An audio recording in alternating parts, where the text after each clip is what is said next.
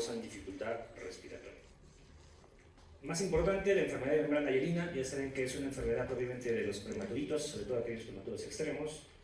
El surfactante marcó una era presurfactante y postsurfactante en los cuales aumentó la sobrevida y disminuyó la gravedad de la enfermedad.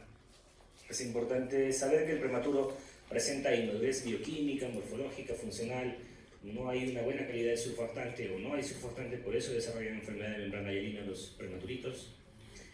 Y debido a que ya existe el surfactante exógeno, debido a la nueva tecnología que tenemos, al mejor control de las gestantes, a la administración de corticoides en las gestantes, sulfato de magnesio, son más aquellos pacientes que logran sobrevivir y de todas maneras, mientras más pacientes sobreviven, hay algunas consecuencias de la enfermedad, como es la displasia broncopulmonar en estos pacientes.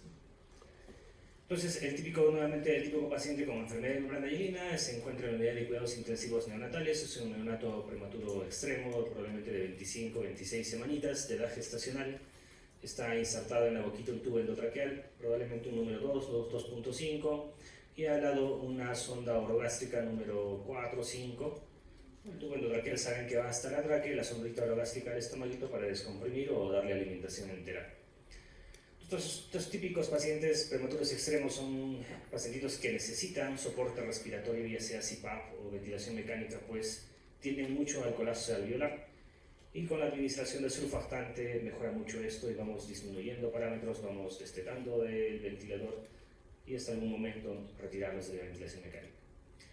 Son pacientes que además presentan otras comorbilidades, son pacientes más susceptibles a infecciones, a tener infecciones como sepsis neonatal, hemorragias intraventriculares, ductus arterioso permeable, enterocolitis necrotizante, son patologías diversas que pueden tener estos pacientes y entonces el manejo siempre es multidisciplinario. En el ombliguito también podemos observar cómo se echó la onfaloclisis, dos catéteres, un catéter venoso umbilical, que es un 5 French, un catéter arterial que es un 3.5 French. ¿No? Y aparte está monitorizado, ¿no? Tiene su tensión, su mango para medir su presión arterial y probablemente en el piecito esté su saturómetro para ver saturación, frecuencia cardíaca. Entonces, síndrome de dificultad respiratoria propiamente dicho, que les decía es la enfermedad de membrana hialina, es una insuficiencia respiratoria secundaria a un déficit e inmadurez del surfactante. Por lo tanto, el surfactante siempre es un requisito para la adaptación pulmonar al medio extrauterino. Está relacionado directamente con la edad gestacional. Mientras menor edad gestacional tenga el paciente, más riesgo de que presente enfermedad de membrana hialina y más severidad. Por ejemplo, pacientes de 500 a 750 gramos, que son los clásicos pacientes de 25 a 28 semanitas, la incidencia es 80%. Entonces, un bebito con menos de 28 semanas que nos nace, es un prematuro extremo, que desarrolla dificultad respiratoria al momento de nacer, en sala de parto, sala de operaciones, lo más probable es que sea una membrana hialina. Entonces, tenemos que tomarle su radiografía de tórax, su gasometría y con eso decidir si es que es candidato a recibir surfactante. Y mientras más edad gestacional tenga o más peso tenga al nacer, menos frecuente va a ser la enfermedad de membrana hialina, ¿no? 1500 más o menos se relaciona a un prematuro de 32 semanas. Y fíjense, para 32 semanas la incidencia es 22%. Uno de cada 5 bebitos puede desarrollar. Entonces, más allá de los 1500 gramos, más de 32 semanas, si tiene dificultad respiratoria el paciente, ya sea de 34 o 35 semanas, puede pensar en otra cosa y no membrana hialina, porque la frecuencia va a ser mucho más baja. Dentro de la fisiopatología, entonces uno es déficit de surfactante y el otro es inmadurez. Lo que va a ocasionar el déficit de surfactante es atelectasia, ¿no? La atelectasia se refiere al colapso alveolar, ¿no? Entonces en la radiografía el colapso alveolar, las atelectasias la vemos como radioopacidades, zonas blancas en la radiografía, ¿no? Entonces lo que ocurre al haber atelectasia en distintas zonas en el pulmón es que va a disminuir la compliance pulmonar total, va a disminuir la ventilación alveolar, o sea, va a no haber dónde entrar la ventilación porque están colapsados los alveolos, y también hay disminución de la estabilidad alveolar. Entonces, lo que ocasiona esto es que haya hipoxia, va a disminuir la cantidad de oxígeno en sangre, el PO2, va a haber hipercapnia, la PCO2 va a aumentar, y eso va a llevar a una acidosis mixta. Inicialmente puede ser una acidosis respiratoria, pero si tenemos poca cantidad de oxígeno en los tejidos, va a desarrollarse acidosis ya mixta, con aumento del lactato, ¿no? Entonces, esta hipoxia que ocurre en el paciente con enfermedad de membrana hialina, lo que va a llevar es que va a ocurrir una vasoconstricción pulmonar. Entonces, siempre acuérdense, cuando hay hipoxia neonatal, ya sea al momento de nacer o en algún momento en las primeras horas de vida, siempre esa hipoxia como consecuencia lleva a una vasoconstricción pulmonar. Entonces, va a haber vasoconstricción pulmonar secundario a una hipoxia. Y eso va a ocasionar que haya shunts de derecha e izquierda. Como hay vasoconstricción pulmonar, o sea, la sangre no llega a los pulmones, ya saben, si la sangre no llega al pulmoncito va a tener que shantear la sangre del lado derecho o izquierdo, ya sea a través del foramen oval o un ductus arterioso que está cerrado.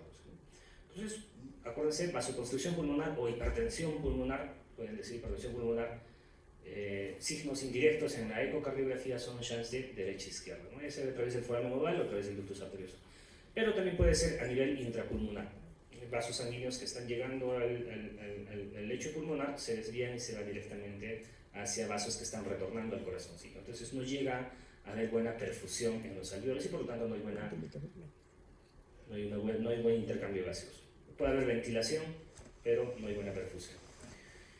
¿Qué más va a haber? Disminución del intercambio gaseoso, hay un daño capilar por la hipoxia, un daño alveolo capilar, también del tejido bronquiolar, y ese daño va a hacer que se eliminen algunas sustancias proteínicas y eso va a generar las membranas hialinas que se observan en patología. Y por lo tanto va a haber una semiobstrucción, obstrucción y también va a aumentar la disminución del intercambio gaseoso. Nuevamente lleva hipoxia, hipercapnia, acidosis y nuevamente otra vez vasoconstricción, shunts, daño capilar y nuevamente lo mismo. Entonces, eso es lo que ocurre en una enfermedad de membrana hialina. Es importante que recuerden, surfactante se produce a través de los neumocitos tipo 2, más o menos entre las 20 y 22 semanas. Es por eso que la sobrevida de los prematuritos recién uno puede salvarlos o darles tratamiento, darles soporte respiratorio y esperar que sobrevivan a esta edad. Bebitos de 18 y 19 semanas pues no van a tener oportunidad. Entonces, normalmente hace 5 o 10 años, 25 semanas era nuestro corte, pero hace 10 años, 15 años, nuestro corte era 25 semanas. Debajo de esa edad gestacional no podíamos darle soporte respiratorio, pero actualmente ya el corte ha disminuido un poco más, ya es 20-22 semanas, a partir de cual nosotros podemos ayudar a estos prematuritos a que puedan sobrevivir y bueno, con toda la atención que podemos darle para evitar los efectos adversos, las consecuencias, como displasia broncopulmonar de esta enfermedad de membrana hialina. Entonces, su déficit origina enfermedad de membrana hialina, pero puede también originar enfermedades similares por consumo de surfactante. Bueno, esto de acá se refiere al hecho de que hay pacientes que no son prematuros extremos, pero sí son pacientes hijos de madre diabética, por ejemplo, o pacientes que han tenido asfixia neonatal, en los cuales hay consumo de surfactante y entonces simula en las radiografías de tórax como enfermedad de membrana hialina. Entonces, por un lado están los pacientes prematuros extremos con enfermedad de membrana hialina, que ya saben que es por déficit de surfactante, pero también hay algunos pacientitos, ya sea a términos o prematuros tardíos, en que dijimos que es poco probable que tengan membrana hialina, pero si tiene otras patologías como por ejemplo hijo de madre diabética, asfixia neonatal o síndrome de aspiración meconial, en estos pacientes hay un consumo de surfactante. Si uno toma una radiografía va a evidenciar imágenes que simulan una enfermedad de membrana hialina y por tanto también está indicado cuando son cuadros graves en estas patologías dar surfactante. Entonces no necesariamente en prematuros extremos, sino también hay algunos a término o pretérmino tardío que pueden ser, se les puede dar surfactante. Listo, la composición, 70-80% de fosfolípidos de surfactante, el principal dimetilfosfatidilcolina y proteínas SPA y SPB.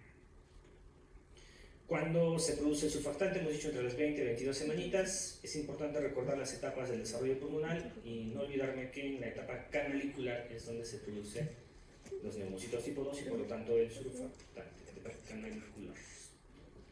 Surfactante pulmonar, su composición es compleja, hemos visto, se sintetiza a partir de los neumocitos tipo 2, tiene propiedades tensoactivas, disminuye la tensión superficial evitando el colapso celular. Una imagen de los neumocitos tipo 2, una célula grande. Y los neumocitos tipo 1 son los demás, lo que recubre el resto del alveolo. Aumenta la distensibilidad pulmonar, estabiliza el alveolo, previene el colapso, que es el más importante, protege también la desecación del alveolo, facilita el intercambio gaseoso y también actúa como una defensa antimicrobiana. Son sus funciones de surfactante. Lo que les mencionaba, ¿en qué otros casos puede haber un cuadro similar al síndrome de dificultad respiratoria o enfermedad de membrana hialina o que simula enfermedad de membrana hialina? En asfixia perinatal, en diabetes materna y en síndrome de aspiración materna. Estos factores de riesgo aumentan el riesgo de enfermedad de membrana hialina. Asfixia, cesáreas, diabetes materna, sexo masculino es más frecuente en el varoncito que en la mujercita. La severidad de enfermedad de membrana hialina y de cualquier patología pulmonar generalmente es más frecuente, o más severa, perdón, en varones. Los factores que disminuyen el riesgo. También es importante, mientras mayor edad gestacional tenga el paciente, menos riesgo de enfermedad de membrana hialina. Si es que la gestante ha recibido adecuadamente los corticoides prenatales, también menos riesgo de severidad o menos severidad de enfermedad de membrana hialina. Uso de agentes tocolíticos para evitar el parto prematuro. Y estos tres son importantes: la enfermedad hipertensiva del embarazo, la desnutrición intrauterina, es decir, RCIUs y RPM, son factores que por sí solos pueden causar daño y patología en el recién nacido, pero paradójicamente disminuyen el riesgo de severidad, disminuyen la severidad de enfermedad de membrana hialina. Entonces, paciente con RPM de 10 días, 12 días, el tiempo que ha estado con RPM ha provocado un estrés en el feto, y este estrés ha hecho que madure mucho más rápido surfactante y las células pulmonares, y por lo tanto la severidad va a ser menor que un paciente que no ha tenido RPM de la misma edad gestacional. Igual, enfermedad hipertensiva del embarazo, igual. Hay poco flujo sanguíneo en algunos momentos durante el crecimiento en el feto, y eso genera también un estrés fetal, y lo mismo ayuda a madurar el surfactante y disminuye la severidad de enfermedad membrana. RCIUs y pequeños para la edad gestacional también. Entonces son factores que disminuyen la severidad de membrana hialina. Esto en fisiopatología, ya hemos hablado al inicio sobre fisiopatología. Las causas, las manifestaciones clínicas se van a deber a telectasia, que hemos dicho, el colapso alveolar. Va a haber edema por el daño celular que va a ocasionar la hipoxia, y lesión celular consiguiente por la formación de membranas hialinas.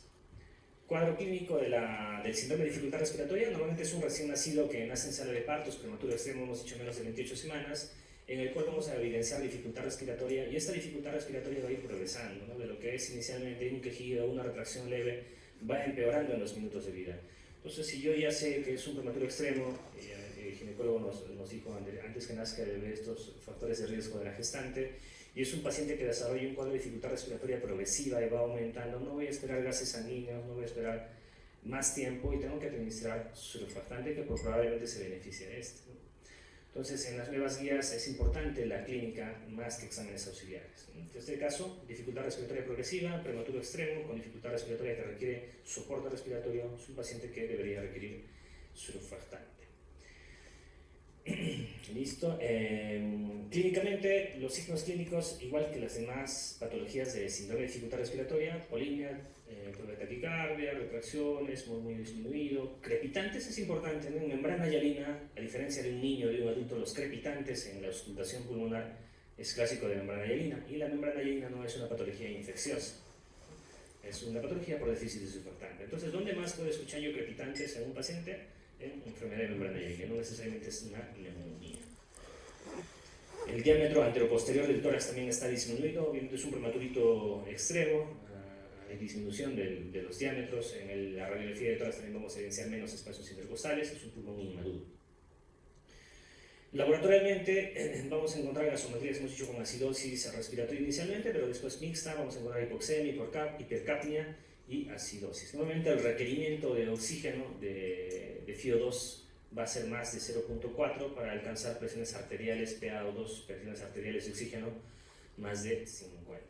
Es importante también porque actualmente en las literaturas nuevas te menciona que basta que el paciente tenga un requerimiento de FiO2 más de 0.3, es un paciente candidato a recibir surfactante en un prematuro extremo con dificultad respiratoria progresiva. Entonces está disminuyendo el punto de corte. Hay índices y gradientes también para saber si es un paciente que va a ser tributario surfactante. Normalmente un índice de oxigenación más de 15 te habla de un síndrome de dificultad respiratoria severa y es un paciente candidato también a recibir surfactante, o una relación arterio-alveolar, ¿no? A minúscula siempre es arterial, A mayúscula alveolar, relación arterio-alveolar menor de 0.35, también te habla de una enfermedad pulmonar severa y también es un paciente candidato a recibir surfactante.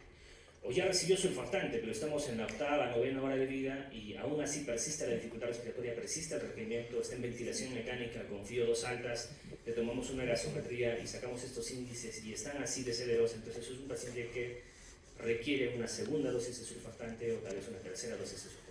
Entonces, a través de estos índices nos podemos ayudar si es que aún amerita recibir otra dosis de surfactante el paciente. Diagnóstico radiológico: hay hipoventilación, hemos dicho que hay poca entrada de aire hacia los alvéolos porque hay atelectasias, hay aumento homogéneo de la densidad pulmonar. Entonces, acá lo característico, a diferencia de las demás patologías respiratorias, es el patrón homogéneo. Es homogéneo en ambos campos pulmonares, hay un patrón en vidrio esmerilado, con un patrón retículo nodular fino e imágenes de broncograma aéreo. Y el broncograma aéreo, nuevamente decíamos los crepitantes, neumonía, pero no necesariamente en enfermedad de membrana hialina hay crepitantes. Igual el broncograma aéreo, que normalmente en niños, adultos uno observa como un diagnóstico de neumonía, como un criterio radiológico de neumonía, en neonatos, en prematuros extremos, el broncograma aéreo no necesariamente es infeccioso, sino puede ser una enfermedad de membrana hialina. Y es más, para clasificar membrana hialina grado 1, 2, 3, depende del broncograma aéreo. Un broncograma aéreo que está delimitado dentro de la silueta cardíaca, es grado 1. Igual el demás patrón de granularidad pulmonar fina, broncograma pero confinado a los bordes de la silueta cardíaca, pues es una enfermedad de membrana hialina grado 1. Grado 2, normalmente el broncograma se proyecta hasta el borde de la silueta cardíaca, sigue habiendo el patrón retículo nodular fino. Grado 3, el broncograma aéreo ya va más allá de la silueta cardíaca, se extiende mucho más. Y un grado 4, pues es un pulmón completamente blanco. Normalmente saben preguntarles a ustedes, grado 4 de membrana hialina, ¿se ven o no se ven broncograma aéreo? Pues la respuesta es que no se logra ver ya nada de broncograma aéreo, son pulmones completamente blancos. El objetivo del tratamiento en la enfermedad de membrana hialina o síndrome de distrés respiratorio propiamente dicho es aportar intervenciones que aumenten al máximo el número de recién nacidos sobrevivientes y reducir al mínimo las probabilidades de efectos adversos, ¿no? Porque siempre sale controversia de salvar a un bebé de 22 o 23 semanas, pero con que a la larga tenga parálisis cerebral, que no pueda caminar, que no pueda hablar. Pues es importante, si es que vamos a actuar, es dándoles lo máximo y evitando todos los factores de riesgo para evitar estos eventos adversos en estos pacientes. Entonces, se trata desde el inicio, antes de que nazca el bebé, en las gestantes tenemos que usar, hemos dicho, agentes tocolíticos para evitar el parto preterno, ¿no? Entonces, en mujeres con síntomas de trabajo de parto prematuro, 25, 27, 28 semanas, uno mide siempre bien pasado por ginecología la longitud del cervix para ver si es que una longitud menor que pueda predecir que pueda tener en algún momento un parto prematuro. Y también miden fibronectina. Y a veces midiendo esta fibronectina evitan hospitalizaciones innecesarias. Utilizamos tocolíticos también para evitar el parto prematuro y esteroides, que ya tiene recomendación, es una recomendación bien importante porque al igual que el surfactante ha marcado bastante la sobrevida de estos pacientes prematuros extremos, ¿no?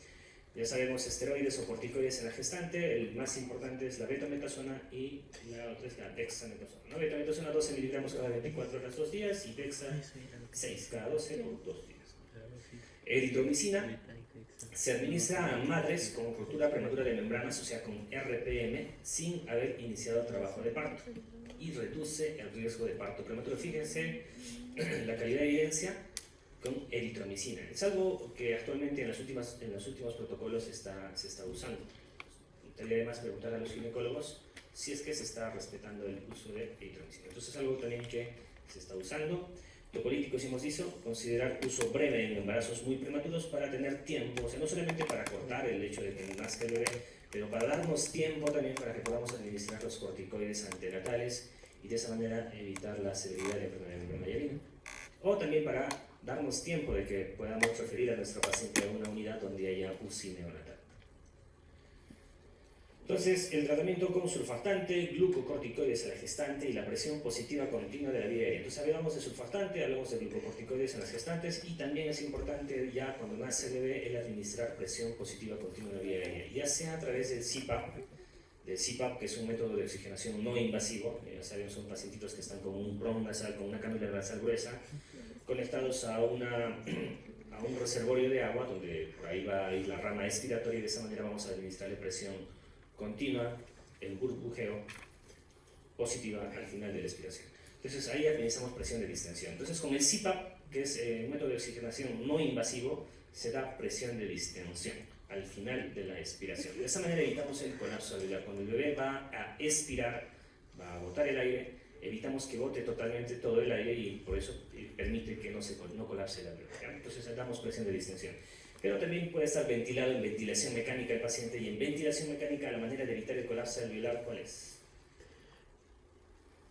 La PEP, ¿no? Presión positiva al final de la expiración, PEP. Entonces el ventilador mecánico en ventilación mecánica, algo muy fácil para que recuerden, ventilación mecánica es darle presión inspiratoria pico, que es la presión inspiratoria, la fuerza con la que va a entrar al pulmón, la ventilación, el aire, perdón, el flujo de oxígeno, y PEP, que es la presión positiva al final de la expiración, es lo que va a mantener abiertos los alvéolos, o qué tan abiertos queremos tenerlos, ¿no? También modificamos la FIO2 en ventilación mecánica, modificamos tiempo inspiratorio, tiempo expiratorio y también el ciclado, ¿no? Si deja de respirar el paciente, ¿cuántas respiraciones queremos que mande el ventilador mecánico a nuestro paciente, ¿no? Entonces, son estas cositas simples que tenemos que hacer en la ventilación mecánica. Y entonces, el administrar presión positiva continua de la vía aérea, decíamos, ya sea en ventilación mecánica o con CPAP, es muy importante porque ayuda a evitar el colapso alveolar. Y además, y es importante también, antes de administrar surfactante al paciente, es preferible y tiene mejores resultados el darles antes presión positiva, es decir, tratar de aperturar los alvéolos que estaban colapsándose para recién ahí administrar surfactante. Si uno administra surfactante en ese momento, se va a distribuir de manera más homogénea, ¿no? A diferencia, si es que no administramos presión positiva, va a haber muchos alvéolos que están colapsados en varias zonas pulmonares, entonces la administración de surfactante va a ser heterogénea, solo aquellos alvéolos que todavía están abiertos. Por eso, antes de administrar surfactante, se prefiere darle CPAP o ventilación mecánica un tiempo y de ahí recién administrar surfactante. Lo mismo, un poquito de oxigenoterapia, fase 1, oxiterapia, fase 1 es cánula binasal, mascarilla, oxihut, fase 2 es CPAP, ventilación a presión positiva no invasiva, que es con un PROM nasal pero conectado a un ventilador mecánico, pero no es individual del paciente, sino que es un PROM nasal conectado al ventilador mecánico. Y fase 3 ya es la ventilación convencional o ventilación de alta frecuencia, bajo oxígeno nítrico. Los corticoides, ¿qué hacían? Aumentaba la producción, secreción de surfactante, mejora en el volumen pulmonar, citodiferenciación, clearancia de líquido pulmonar, actividad de enzimas oxidantes. Por eso es importante los corticoides prenatales.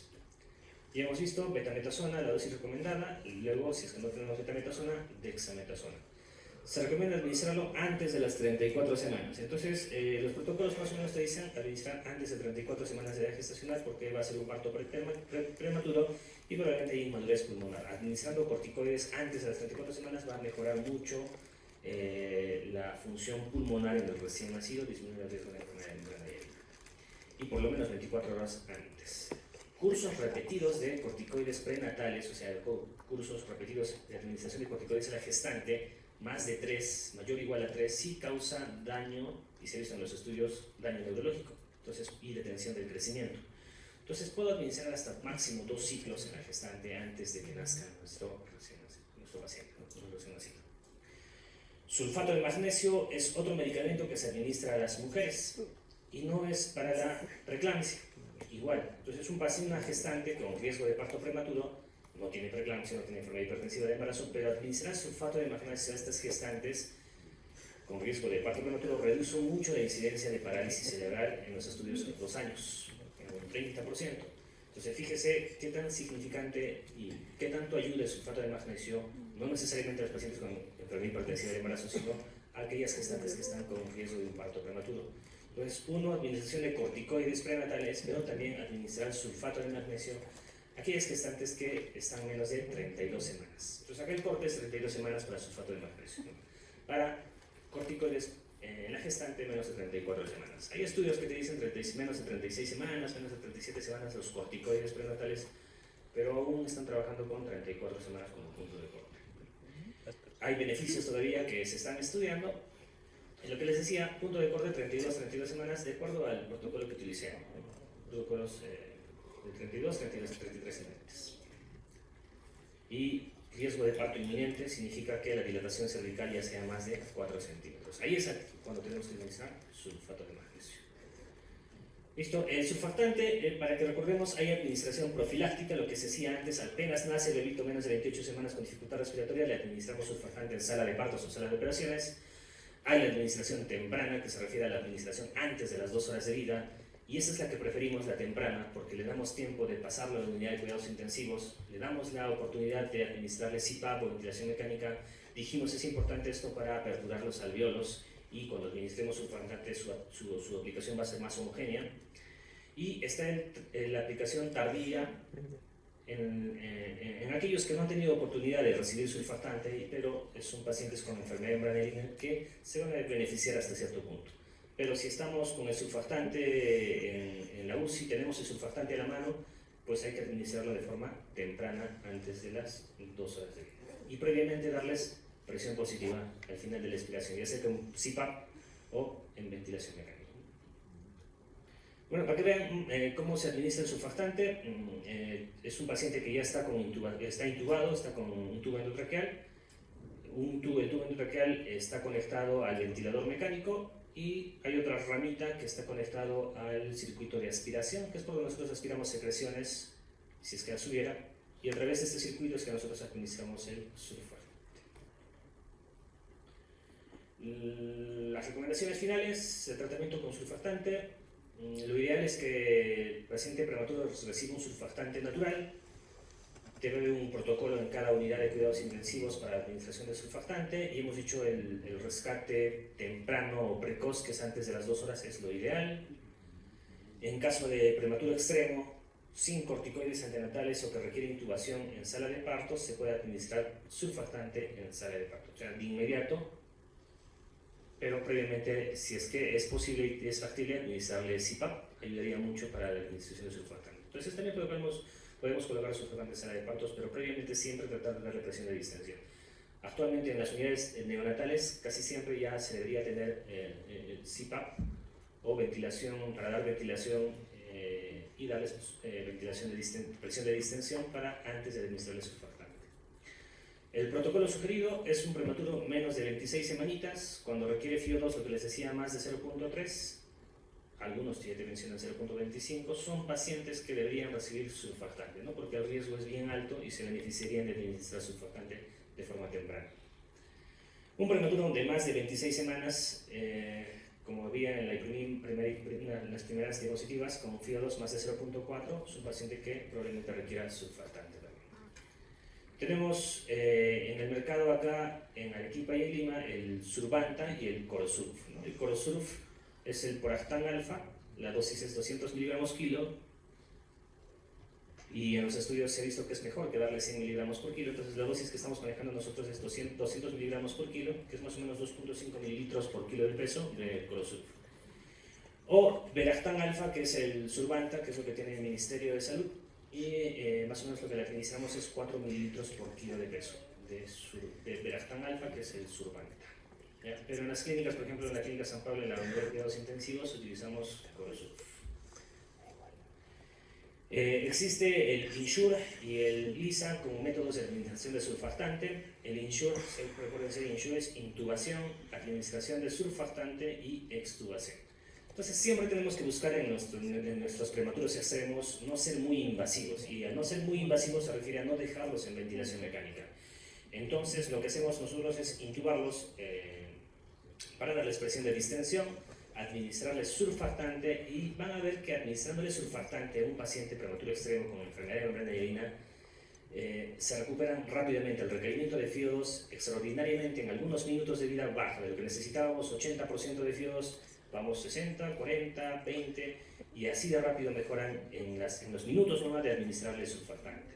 Por lo tanto, si vemos que a los minutos o a la media hora el paciente está mucho mejor, con menor requerimiento de FIO2, con menor dificultad respiratoria, es un paciente que podemos extubar. Entonces, por eso existe esta técnica, que es intubar, administrar surfactante y extubarlo, y no dejarlo en ventilación mecánica. Y hay otro método que se llama LISA, que es administrar de forma menos invasiva. No se utiliza un tubo endotraqueal, sino se utiliza un dispositivo mucho más delgado, donde se administra surfactante y el paciente conectado a una ventilación no invasiva, puede ser CPAP o alto flujo, y de esa manera administramos surfactante. Entonces el paciente está respirando espontáneamente, ¿no? Pero obviamente con apoyo de CPAP o con alto flujo. Se necesitan dispositivos especiales para la administración de ELISA. Lo que utilizamos nosotros a veces en las unidades de cuidados intensivos para no intubar, no utilizar tubos endotraqueales, son sondas de alimentación. Pero nos ayudamos con pinzas para poder introducirlo en la tráquea y de esa manera administrar surfactante. Si la dificultad respiratoria persiste, todavía está con oxígeno, o bueno, con mayor requerimiento de oxígeno, ventilación mecánica y aumento del trabajo respiratorio, se puede administrar una segunda o una tercera dosis de surfactante, lo que les mencionaba, y nos ayudamos de acuerdo a la clínica del paciente, al laboratorio, es decir, a los gases sanguíneos, los índices que estábamos mencionando inicialmente, y a la radiografía de tórax. Podemos controlar con una nueva radiografía cómo están los pulmones. Listo. CPAP, ya les mencioné. Esos son los métodos de administración de CPAP, que es ventilación no invasiva, es una administración de ventilación invasiva.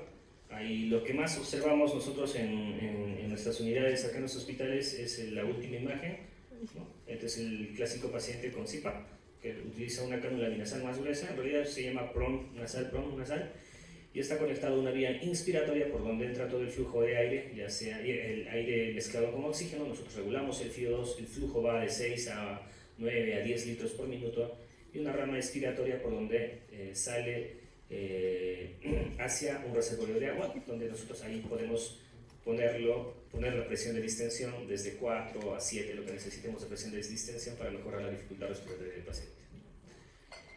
Ventilación mecánica, les quisiera solamente recordar que podemos dar ventilación inspiratoria máxima o pico, que es la PIP, podemos dar PEP, que es presión positiva al final de la expiración. Hay tiempo de inspiración, hay tiempo de expiración, hay ciclado, que es las respiraciones que yo le doy cuando el paciente no está respirando, le programo. Y eso es lo que tenemos que saber de ventilación mecánica por ahora. Complicaciones, fuga de aire, puede haber neumotórax, puede haber hemorragias, el ductus arterioso complica bastante a los pacientes con enfermedad de hemorragia porque son prematuros extremos. Es una imagen de la radiografía de tórax en la cual ven en el hemitórax derecho como hay una fuga de aire, entonces un neumotórax derecho. Complicaciones a largo plazo, ya les mencioné desde el inicio, la enfermedad pulmonar crónica. Y enfermedad pulmonar crónica me refiero a la displasia broncopulmonar, que es un término que es una palabra muy importante, displasia broncopulmonar. También, a pesar de que el oxígeno, las presiones que yo administré a través de la ventilación mecánica, el CPAP, ayudaron a sobrevivir al paciente, esto también puede ocasionar daño a nivel de la retina del prematuro y ocasionar retinopatía de la prematuridad, lo que llamamos ROP. Y también puede haber deterioro neurológico a largo plazo si es que no controlamos bien la oxigenación del paciente y otros concomitantes. Entonces el manejo siempre es multidisciplinar. Listo, hasta ahí, enfermedad membrana. Otro síndrome de dificultad respiratoria es síndrome de aspiración meconial, ya más rápido. El síndrome de aspiración meconial se refiere a la aspiración de meconio. Tiene que haber meconio debajo de las cuerdas vocales, es decir, no todo paciente, toda gestante que tenga líquido meconial, el neonato va a presentar síndrome de aspiración meconial. Los que presenten síndrome de aspiración meconial se va a definir como la presencia de meconio debajo de las cuerdas vocales. Tiene que tener ese antecedente y son síntomas respiratorios. Hay una clínica respiratoria que no se puede explicar por otra causa. Más o menos el meconio intraútero está presente en 12 a 16% de todos los partos y no todos van a ser síndrome de aspiración meconial. Y la incidencia al final de síndrome de aspiración meconial va a ser solamente el 2% de todos estos recién nacidos con líquido meconial. O sea, todas las gestantes que tengan líquido amniótico meconial, solo un 2% va a desarrollar síndrome de aspiración meconial. Factores de riesgo: mientras mayor edad gestacional tenga, más riesgo de que tenga líquido meconial y por lo tanto síndrome de aspiración meconial. Normalmente los postérminos son los que presentan estos problemas. También aquellos que tienen estrés intraútero, ¿no? Los estrés intraútero se refiere a aquellos que han estado, por ejemplo, con el cordón en el cuello, aquellos que han nacido con asfixia perinatal, los RCIUs que no han tenido poco flujo sanguíneo intraútero, enfermedad hipertensiva del embarazo, diabetes mellitus, principalmente. Composición del meconio: pelo, células descamadas, de piel, intestino, verbis gaseoso, hay secreciones intestinales, hay proteínas, glucoproteínas.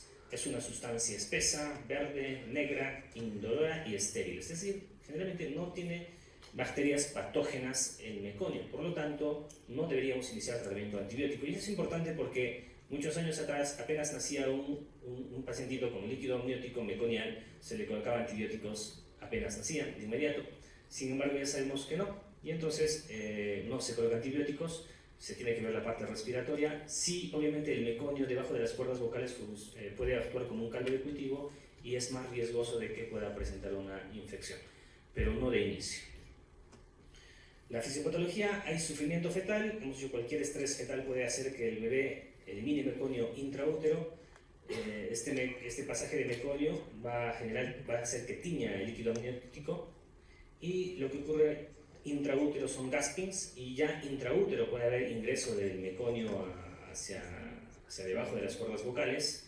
En el momento de nacer también puede haber aspiración del meconio, y también postparto, si es que hay mucho meconio, puede haber aspiración también después de nacer. Todo eso lleva a la aspiración del líquido amniótico meconial.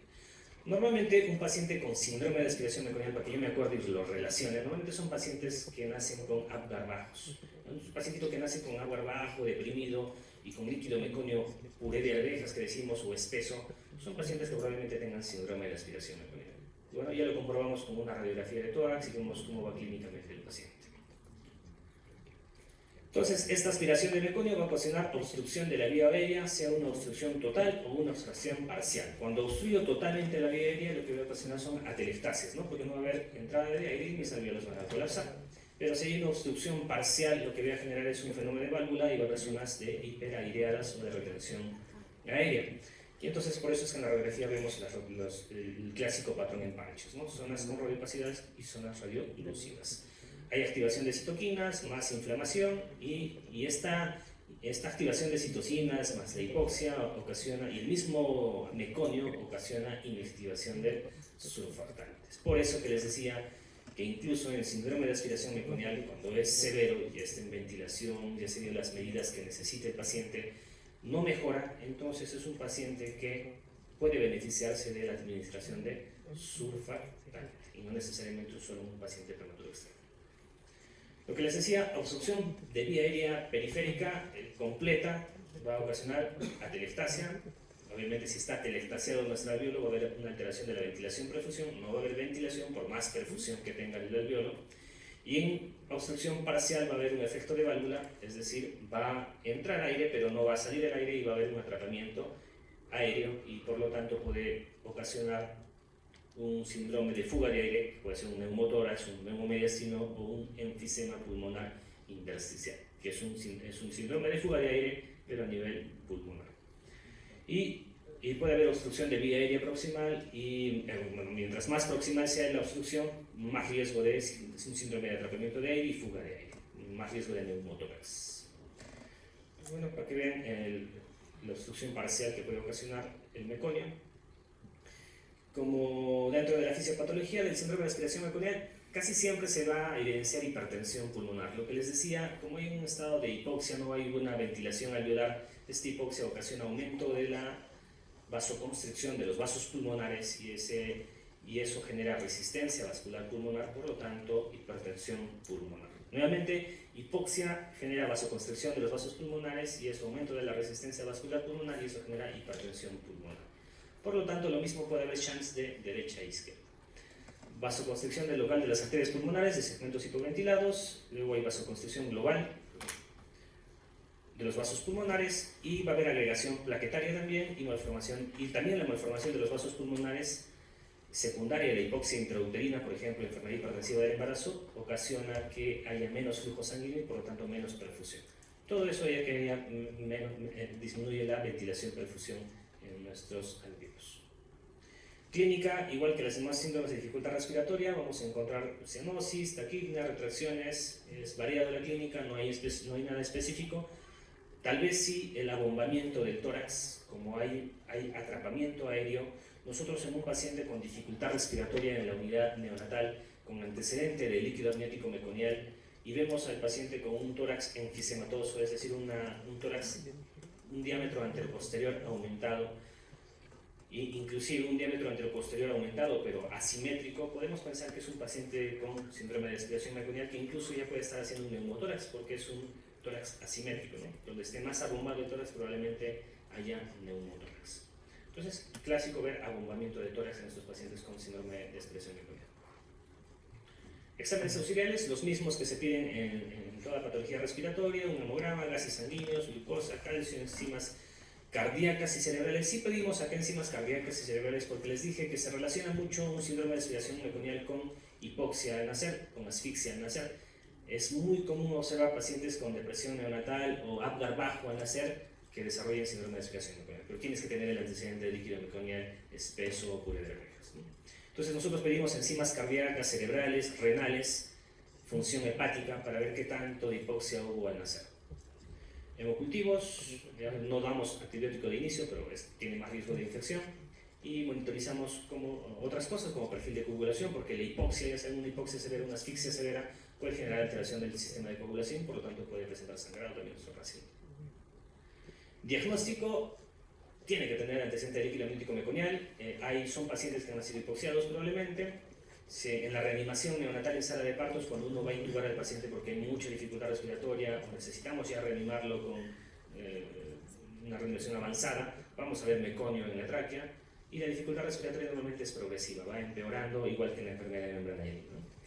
Y el diagnóstico casi siempre lo hacemos con la radiografía, y en la radiografía, en las formas moderadas a severas, lo que les decía, va a haber un infiltrado en parches o es un infiltrado heterogéneo, ¿no? Son zonas radiopacas, gruesas, algodonosas, con zonas radiolúcidas de atrapamiento aéreo. Y eso es lo clásico, síndrome de aspiración meconial. Y podemos encontrar también el síndrome de fuga de aire, es decir, podemos encontrar neumotórax, neumomediastino, enfisema pulmonar intersticial. Entonces, no sé bien, es una radiografía de un paciente con síndrome de aspiración meconial. Es todo heterogéneo, hay zonas negras con zonas blancas, es un patrón en parche heterogéneo. Igual acá, no es un patrón fino, retículo nodular fino de la enfermedad de Umbrella, es un patrón más grueso en parches. Igual, síndrome de aspiración meconial, todo algodonoso, ambos campos pulmonares. Y en este caso, el pulmón izquierdo sí con un patrón heterogéneo, pero en el hemitórax derecho vemos ya el neumotórax, ¿no? Tratamiento, oxigenoterapia, fase 1, fase 2, fase 3, puede requerir ventilación mecánica. Normalmente acá sí, en síndrome de aspiración meconial no utilizamos mucho el CPAP, porque el CPAP da mucha presión de distensión y lo que vemos en síndrome de aspiración meconial es muchos síndromes de fuga de aire, o sea, con mayor facilidad puede haber neumotórax. Entonces evitamos usar CPAP en síndrome de aspiración meconial. Utilizamos más ventilación mecánica, alto flujo o casco cefálico, que es el Oxyhood, o cánula binasal si es que lo necesitara. Complicaciones, la hipertensión pulmonar, que ya desde que se instaura el síndrome de aspiración meconial moderado o severo ya existe la hipertensión pulmonar, o el tema de la hipoxia, vasoconstricción pulmonar, dijimos. Puede haber neumotórax y también puede haber hemorragia pulmonar como consecuencia de la hipoxia, de la asfixia que ha ocurrido en el paciente. Y finalmente, taquimia transitoria del recién nacido. Estas tres vamos a tocar. Y la taquimia transitoria del recién nacido, mucho más rápido, es una alteración de la adaptación pulmonar neonatal. Ya saben que intraútero tiene líquido pulmonar el feto para que se desarrolle con normalidad en los pulmones, pero al momento de nacer, con el trabajo de parto, el paso a través del canal vaginal, este líquido tiene que eliminarse. Sin embargo, aquellos que nacen por cesárea, aquellos que nacen de forma abrupta o sin contracciones, son pacientes que van a tener este problema de transición, esta mala adaptación pulmonar, y es lo que va a generar la taquimia transitoria del recién nacido. Siempre, la taquimia transitoria del recién nacido es un cuadro de dificultad respiratoria leve a moderada, no pasa más, no llega a ser severa. Si es que llega a ser severa la dificultad respiratoria y uno piensa que es taquimia transitoria, tenemos que pensar en otra cosa. No llegan a estar en ventilación mecánica estos pacientes. Son cuadros leves generalmente que se resuelven en 72 horas aproximadamente, ¿no? Entonces, cuadro de dificultad respiratoria leve, moderada, bien raro, que se resuelve en 72 horas, se debe a una mala adaptación pulmonar. Factores de riesgo, lo que les decía, a términos o cercanos a términos, cesárea selectiva sin trabajo de parto, que no han tenido trabajo de parto, masculino, hemos dicho más, patologías pulmonares más en varones, o con mayor severidad en varones, macrosómicos, aquellos que nacen por parto podálico, a veces con sedación materna excesiva, no permite un buen trabajo de parto, en la asfixia en nacer, sobrecarga de líquidos en la madre, se ha relacionado a veces en la sobrecarga de líquidos en la madre o también en el neonato cuando les damos mucho aporte hídrico con dificultad respiratoria, más retención de líquidos y eso también empeora el cuadro de dificultad respiratoria en taquimia transitoria, asma materna, policitemia, hijo de madre diabética. Cuadro clínico, el mismo, dificultad respiratoria, taquimia, retracciones, pero hemos dicho son cuadros de dificultad respiratoria leve a moderada. Y la resolución generalmente a las 72 horas es lo importante que tenemos que recordar. Listo, en la radiografía de tórax sí les van a preguntar siempre radiografía de tórax en taquimia transitoria del recién nacido. ¿Qué observamos en taquimia transitoria del recién nacido? Atrapamiento aéreo, a veces hay y a veces no hay atrapamiento aéreo. Signos de atrapamiento aéreo se refiere a ver más espacios intercostales, normalmente más de 7 8 espacios intercostales, hay horizontalización de arcos costales, hay aplanamiento de diafragma. A eso me refiero con signos de atrapamiento aéreo en la radiografía de tórax.